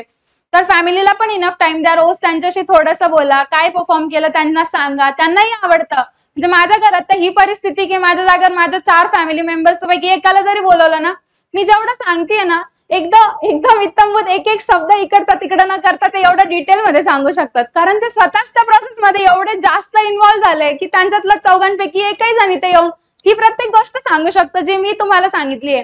कारण हा प्रवास माझ्या एकटीचा नव्हता, माझ्यासोबत ते 4 जण खूप स्ट्रॉंगली सोबत होते प्रत्येक स्टेजला. म्हणजे मी प्रीला गेले, आम्ही 5 जण सोबत गेलो, मेन्सला गेलो, आम्ही 5 जण मुंबईला सोबत, आम्ही दिल्लीला फ्लाईटने गेलो, दिल्लीला इंटरव्ह्यूला गेलो, सगळे सोबत होतो. तर त्या बाबतीत मी स्वतःला खरं तर लकी पण मानते, पण तो फॅमिलीचा सपोर्ट मला होता. तर तसं असेल किंवा आपल्याला ऍटलिस्ट एक मेंटर पाहिजे, एक फ्रेंड पाहिजे की जो आपल्याला आपल्या चुका दाखवून देईल, आपल्या चुकांना सुधारवण्यासाठी हेल्प करेल, असा एक मेंटर असला पाहिजे. तुम्ही जे डिस्कशनचा पार्ट म्हणतात की डिस्कशन्स तुमचे जे होतात, ते डिस्कशन करत असताना पण लिमिटेड ग्रुप पाहिजे आणि तो मेन म्हणजे सिरियस पाहिजे तुमच्यासारखा. काही लोक उगाच नॉलेज शो ऑफ करण्यासाठी एक गोष्ट वाचलेली असेल त्याला 4-4 वेळेस फिरवून सांगणारे पण असतात. माझ्या बाबतीत असं होतं की मला सेल्फ स्टडी एकट्यात आवडायचा. मी जयकर लायब्ररीला विद्यापीठामध्ये अभ्यास करायचे. माझं एकटीचं म्हणजे सेपरेट स्टडी, मला डिस्कशनने कॉम्प्लेक्स येतं, तर मग मी तो पार्ट अवॉइड करायचे की मी डिस्कशन तर करतच नव्हते. फक्त 1-2 फ्रेंड सोबत चर्चा व्हायची, त्यांच्या सोबत माझा फक्त गप्पा झाल्या तर झाल्या, पण बाकी म्हणजे गप्पाच मारायचे. मी केलं तर अभ्यास एकटीतच करायचे. तर तसं तुम्ही पण डिस्कशन आणि फ्रेंड्स खूप वाईजली चूज करा डिस्कशनसाठी. आणि ओव्हरऑल लाईफ मध्ये पण फ्रेंडशिप खूप मॅटर करते. म्हणजे या स्टेजमध्ये खूप गोष्टी आपल्याला हव्याशा वाटतात, खूप गोष्टी आपल्याला डिस्ट्रॅक्ट करणाऱ्या असतात, सोशल मीडिया असेल किंवा मग ओव्हरऑल फिरणं आणि ह्या सगळ्या गोष्टी आहेत. तर त्या गोष्टी व्हायला हव्या, पण त्याला काहीतरी लिमिट असायला पाहिजे. एक लिमिट तुम्ही सेट करून द्यायला पाहिजे की त्याच्या बियॉन्ड आपण स्वतःला जास्त पुश पण नाही करायचं, कारण त्या डिस्ट्रॅक्टिव्ह बनतात. म्हणजे माझं अजूनही सोशल मीडियाला अकाउंट नाहीये. मला ते खूप चांगलं वाटतं स्वतःबद्दल की एकतर मला म्हणजे सोशल मीडियामुळे होतं असं की ते रील्स स्क्रॉल करता करता कधी 3-4 किलोमीटर होऊन जातं, आपल्या लक्षात सुद्धा येत नाही आणि ते खूप डिस्ट्रॅक्टिव्ह पण आहे. तर त्याला पण काहीतरी लिमिट्स असायला पाहिजे. सेकंड गोष्ट जी मी फ्रेंडशिप बद्दल सांगितली की तुमचे फ्रेंड्सही असे पाहिजे की जे अम्बिशियस असायला पाहिजे, त्यांच्याही लाईफमध्ये काहीतरी मोठं गोल असलं पाहिजे, तुमच्यासोबत प्रिपेअर करणारे असू देत किंवा काय. पण फ्रेंड्स खूप वाईजली चूज करायचे, ह्या जर्नीमध्ये खूप हेल्प करतात. मला एसपीला असताना 2च मैत्रिणी होत्या, एसपीपीयूला असताना पण 2च फ्रेंड्स होते. त्याच्यातून व्हायचं असं की आपण आपल्या ट्रॅकवर राहण्यासाठी ते आपल्याला मदत करतात. म्हणजे आपण जर आपला एक गोल सेट केलेला आहे ना, तर ते आपल्याला आठवण करून देतात की तू पुण्यात आली कशासाठी आहे, तुला करायचं नेमकं काय आहे. म्हणून मी फ्रेंडशिपवर एवढं डिटेल सांगितलं. आणि सेकंड गोष्ट जी ह्या प्रिपरेशन मध्ये जास्त महत्वाची असते ती म्हणजे विश्वासाची. एक तर तुम्हाला तो विश्वास स्वतःवर तर दाखवायला लागतोच, सेल्फ कॉन्फिडन्स महत्वाचा आहेच, पण त्याचबरोबर इथे जे टीचर्स परफॉर्म करतात, इथे जे टीचर्स शिकवतात, प्रत्येक फॅकल्टीवर तुम्हाला अगदी असा विश्वास टाकायला लागतो, झोकून द्यायला लागतं की हे जे सांगतील तीच पूर्व दिशा. कारण पहिली गोष्ट म्हणजे ते सेल्फलेसली सांगत असतात, त्यांचा त्याच्यात कुठलाच स्वार्थ नसतो. त्यांना एवढंच वाटतं की जे आपला जो स्टुडंट आहे तो पुढे गेला पाहिजे, त्याने पण आयुष्यात काहीतरी मोठं करायला पाहिजे आणि अधिकारी बनण्याचं जे त्यांचं स्वप्न आहे ते त्यांनी पूर्ण करायला पाहिजे. त्यामुळे टीचर्सवर विश्वास खूप टाकायला पाहिजे. म्हणजे माझ्या बाबतीत तुम्ही विचार करा ना की यार 500 मार्काचा ऑप्शनल आहे, श्रीधर सरांवर असा विश्वास टाकलाय का मी पुस्तकच घेतलं नाहीये, कुठलाच रेफरन्स बुक नाहीये, काहीच नाही केलंय मी, जस्ट सर सांगताय की माझा नोट्स इनफ आहे, सफिशियंट आहे, मी तेवढ्यावर जे जर मेन्स अपियर करते आणि मेन्स मला पहिला ह्याच्यामध्ये जर एवढा चांगला स्कोर येतोय 263, तर मला असं वाटतं की ही सगळी गोष्ट विश्वासावर रिव्हॉल्व्ह करत असते. तर विश्वास या स्टेजमध्ये खूप जास्त महत्वाचा आहे, तो तुम्ही ठेवायला पाहिजे. आणि ओव्हरऑल ह्या जर्नीमध्ये टिकून राहण्यासाठी as I have already mention की there are so many ups and downs, ते हँडल करण्यासाठी स्वतःच मोटिवेट करायचं स्वतःला की ठीक आहे आज आपण डाऊन आहेत, आज आपला अभ्यास नाही होते, ब्रेक घ्या. वीकली एक ब्रेक माझा कन्फर्म असायचा. मी प्रयासला टेस्टला पण जायचे, संडेला सकाळी टेस्ट झाली 9 ते 11 की दुपारून पूर्ण आराम, पूर्ण सुट्टी, काहीच नाही, फक्त झोपा काढायचा, जे वाटतंय ते करायचं, बघायचं. पण वीकली एक ब्रेक आपल्याला असायलाच पाहिजे. त्याच्यामध्ये मग आपण काय करू शकतो, तर थोडा अभ्यासही करू शकतो, पण कोणत्या पेपरचा अनालिसिस वगैरे असं डिटेलमध्ये. तर असं मला वाटतं की असं जर केलं तर कदाचित थोडा युपीएससी म्हणजे आय होप की ह्या तुमच्या जर्नीमध्ये माझा थोडासा रोल असेल की मी तुम्हाला थोडी हेल्प केली असं मला वाटतं. किंवा मग माझ्या ह्या सांगण्यावरून तुम्हाला थोडंही असं वाटलं की काहीतरी घेण्यासारखं होतं, तर जेवढं पटलं तेवढं घ्या. मे बी तुम्हाला हेल्पफुलही होईल आणि मलाही आनंद होईल. And I am again thankful to the team of Bhagirath की त्यांनी माझा जो पाया एवढा स्ट्रॉंग करून टाकलाय. म्हणजे इतक्या गोष्टी मी इथून शिकली की त्या माझ्या सगळ्या सबकॉन्शियस माइंड मध्ये सेव्ह झाल्या होत्या की बऱ्याच गोष्टी मी विदाउट रॅशनॅलिटी की काहीच रिझन नाहीये त्या गोष्टीला, पण जस्ट माझं इंट्युशन मला सांगते की ह्या प्रश्नाचं हे उत्तर आहे म्हणून मी लिहिलंय. पण मला माहित असायचं की ते फक्त इंट्युशन म्हणजे असंच नाही डेव्हलप झालंय, तर ते डेव्हलपमेंटसाठीचा पाया इथे घडलाय. इथे मी रोज आलेली आहे, खूप रिलिजियसली क्लास केला मी, एकही दिवस सुट्टी टाकलेली नाहीये. दिवाळीनंतर थोडा पार्ट सुटला तर, पण मी सुट्टी तर घ्यायचीच नाही. म्हणजे मी सुट्टी घेतली तर मला दुसऱ्या दिवशी विचारायचं सुद्धा की तू का बरं नाही आली म्हणून. एवढं त्यांचं लक्ष असायचं टीचर्सचं. त्यामुळे मला असं वाटतं की मी इथपर्यंत एवढ्या कमी वयात पोहोचू शकले. आणि अजून एक गोष्ट जी त्यांनी माझ्याकडून म्हणजे मी I am really sorry for this की सरांनी मला डॅफ भरत असतानाच सांगितलं होतं की Priyanka I was expecting this 1 year before. म्हणजे मला असं वाटतच होतं की तू पहिल्याच अटेम्प्ट मध्ये पहिल्याच प्रयत्नात कदाचित माझ्याकडे डॅफ भरायला येशील, पण अनफॉर्च्युनेटली माझ्या काही चुकांमुळे असेल किंवा मला ती एक्झाम न समजल्यामुळे कदाचित मी पहिल्या अटेम्प्ट मध्ये ते करू शकले नाही. पण आय होप की सर आता हॅपी आहेत की म्हणजे ठीक आहे सेकंड अटेम्प्ट मध्ये का जाणं पण फास्ट या प्रोसेस मधून ही बाहेर पडली आहे, ह्या मायाजाळात न अडकता पटापट बाहेर पडली आहे. तर त्या प्रत्येक एफर्ट साठी I am really thankful to the team of Bhagirath. फक्त टीचिंग स्टाफ नाही तर नॉन टीचिंग स्टाफने सुद्धा खूप कोऑपरेट केलंय, खूप हेल्प केली आहे, खूप सांभाळून घेतलंय. तर again I am thankful to the team and thank you so much. So thank you Priyanka, thanks a lot for delivering such a nice lecture. तुम्ही तुमचा सगळा प्रवास याच्यामध्ये सांगितला. थोडासा मला पण देजावू जरा सारखं वाटत होतं, जरा थोडंसं की मलाही माझा इंटरव्ह्यू आठवत होता आणि त्यावेळेच्या त्या गोष्टी आठवत होत्या. पण तुम्ही खूप छान पद्धतीने सांगितलं. जेव्हा सगळे सक्सेसफुल कॅन्डिडेट्स मला येतात तेव्हा एक गोष्ट मी नॅचरली करण्याचा प्रयत्न करतो की what sets the successful candidates apart from others. हे माझं जरा थोडंसं एक थोडासा विचार मी त्या बाबतीत करतो की यशस्वी झालेला एक व्यक्ती इतरांपेक्षा वेगळा कुठल्या बाबतीत असो, एक थोडंसं त्यांच्या डिस्कशनच्या माध्यमातून जाणून घेण्याचा प्रयत्न करतो.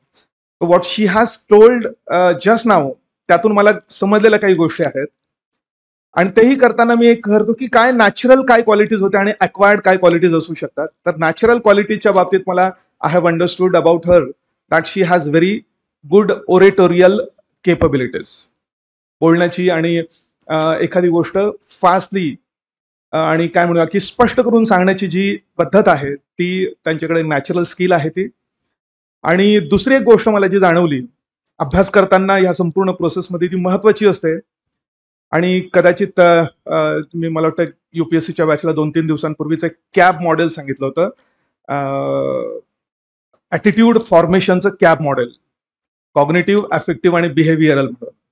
तर हर कॉग्निटिव्ह आणि अफेक्टिव्ह मध्ये कॉग्निटिव्ह कंपोनंट खूप स्ट्रॉंग आहे ही गोष्ट मला जाणवली आणि त्याचं मी एक्झाम्पल सांगू शकतो. What she told about her prelim examination, की प्रिलिमच्या मध्ये 50 प्रश्न झाल्यानंतर एकदम मला लॉस्ट आउट झाल्यासारखं वाटलं आणि आता काही खरं नाही आणि पुढच्याच वर्षाच्या प्रिलिमची आठवण यायला लागली.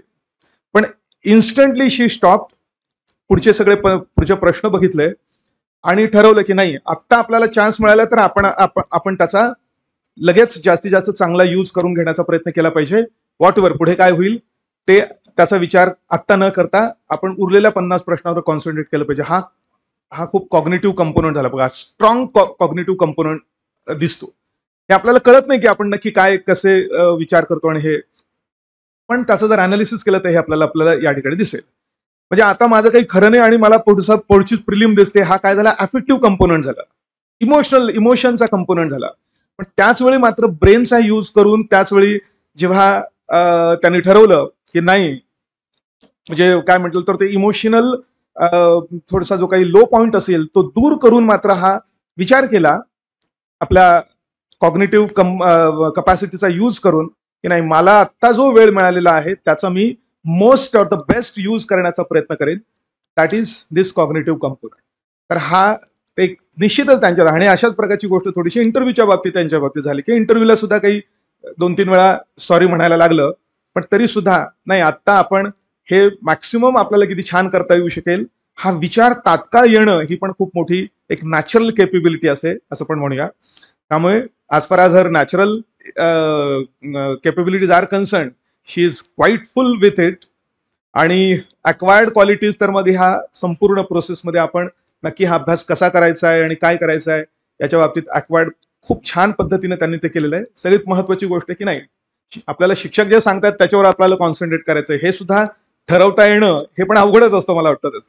नाहीतर युपीएससीचा अभ्यास करताना मुलं लॉस्ट आउट होऊन जातात, लॉस्ट होतात. म्हणजे अक्षरशः त्या अभ्यास करण्यासाठी जेवढं साहित्य उपलब्ध आहे तो समुद्रा एवढं साहित्य उपलब्ध आहे सध्या, आणि सोशल मीडियामुळे तर त्याला काही लिमिटच राहिलं नाही. त्यामुळे हे घेऊ ते घेऊ ते घेऊ म्हणून बऱ्याच वेळा तुम्ही ऐकलं असेल की माझं एक जोक ऐकलं असेल की मुलं कलेक्टर बनण्याच्या आधी किंवा कलेक्टर बनण्याच्या ऐवजी आणि कलेक्टर बनण्याच्या आधी काय बनतात तर बुक कलेक्टर, नोट्स कलेक्टर, हे कलेक्टर ते कलेक्टर असं काहीतरी बनतात आणि पूर्ण वेळ त्याच्यामध्ये घालवतात. आणि कित्येक मुलांनी मी बघितलेलं पण आहे असं. पण हे सुद्धा खूपच छान ॲक्वायर्ड स्किल त्यांचं आहे की नाही, मला एवढं करायचंय, याच्यातच मला ते पूर्ण करायचंय. म्हणजे आपण जे म्हणतो ना की मिनिमम सोर्सेस आणि मॅक्सिमम आउटपुट, तर ते सुद्धा अक्वायर्ड स्किल म्हणून ते पण खूप छान त्यांनी ते इंटरनलाइज केलं आणि त्याचा बेनिफिट त्यांना निश्चित झालाय. कारण शेवटी एक परीक्षा आहे आणि त्या परीक्षेसाठी एक निश्चित फ्रेमवर्क आहे. त्या फ्रेमवर्कच्या पलीकडे किती जायचं आणि त्यात आत किती राहायचं हे त्या व्यक्तीच्या क्वालिटीवरती अवलंबून आहे. आणि ह्या सगळ्या गोष्टीच्या माध्यमातून she has clear this examination. Again she is, I think she you decided to appear for the next prelims and upgrade the rank. तर I hope and I expect that next time, मी आता rank सांगत नाही खरं, पण as less as possible आणि if it is possible then in single digits ती rank मिळावी असं अपेक्षा करायला काही हरकत नाहीये. शेवटी युपीएससी काही जण म्हणतात की it is unpredictable public service commission. काही जणांसाठी मात्र ती युजली प्रिडिक्टेबल सर्व्हिस कमिशन सुद्धा होऊ शकते. आता आपण असं ठरवायचं असतं. Now for her this examination turn out to be usually predictable service commission. So I am again very thankful for her that she has delivered such a nice lecture for you. याच्यातनं तुम्ही सुद्धा तुमच्यासाठी काही काय म्हणूया की points स्वतःसाठी accept केलेले असतील आणि त्याच्या आधारावर तुम्ही सुद्धा प्रिपरेशन कराल. तर thanks that she came here again. आणि दादांना सुद्धा आणि ताईंना सुद्धा खूप खूप धन्यवाद की तुम्ही सुद्धा या ठिकाणी आलात आणि प्रियंकाच्या पाठीशी जो तुम्ही सपोर्ट दिला आणि ह्या सगळ्या ऍक्टिव्हिटीमध्ये खरं तुम्ही पूर्ण इन्व्हॉल्व्ह झाला की इंटरव्ह्यू पर्यंत इन्व्हॉल्व्ह झाला, ही खूप खूप मोठी गोष्ट आहे. तर तुमचं सुद्धा खूप खूप अभिनंदन या सगळ्या प्रोसेससाठी. आणि ताईचं आणि दादाचं सुद्धा खूप खूप धन्यवाद. थँक्यू.